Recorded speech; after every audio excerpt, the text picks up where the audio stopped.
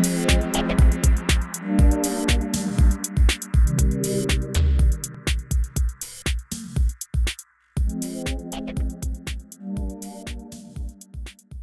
name is Prof Camm, and I'm from St George's, University of London, in the United Kingdom. Why is the detection of AF so difficult for clinicians? Atrial fibrillation is a very common arrhythmia, and you'd think that it would be very easy to detect. Even when patients have atrial fibrillation, they can be completely asymptomatic. When they do have symptoms, they can put down these symptoms to other factors. For example, lots of them think that the symptoms of atrial fibrillation are to do with aging. What is the relationship between the amount of time a patient spends in atrial fibrillation every day and the risk of ischemic stroke? In every study where this has been looked at, intermittent forms of atrial fibrillation are just as risky as permanent atrial fibrillation.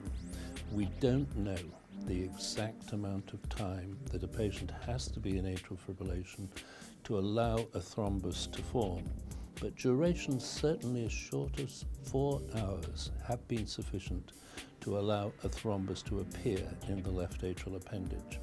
How do you see the relation between the time from index stroke to the first detection of AF? When a patient develops a stroke, they may be found for the first time to be in atrial fibrillation, and that seems a tragedy because it should have been detected before the stroke so that medication to prevent stroke could have been started. If you do extensive monitoring following a stroke, you pick up about 50% more people who are in atrial fibrillation. But it's true that it's possible to follow patients for many years. The longer you monitor them and the further away the episode of atrial fibrillation, the more intriguing that question becomes. And we don't have the answers yet, but there are studies underway that will give us information which will help answer that question. In many ways, stroke is the first indicator of AF in many patients. One of the really sad features about atrial fibrillation is that it is often discovered when a patient presents with a stroke.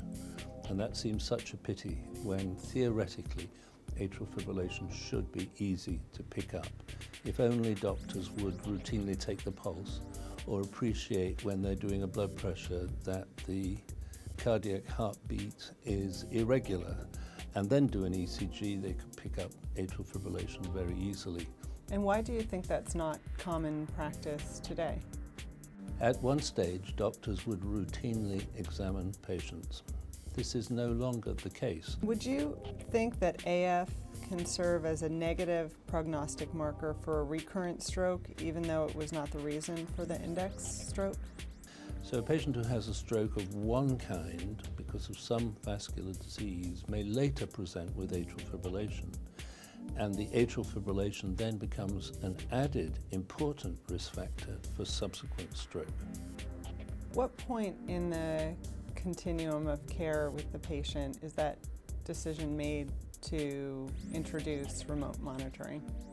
If we're talking about standalone remote monitoring, there are currently very few specific indications for that. One, of course, is syncope.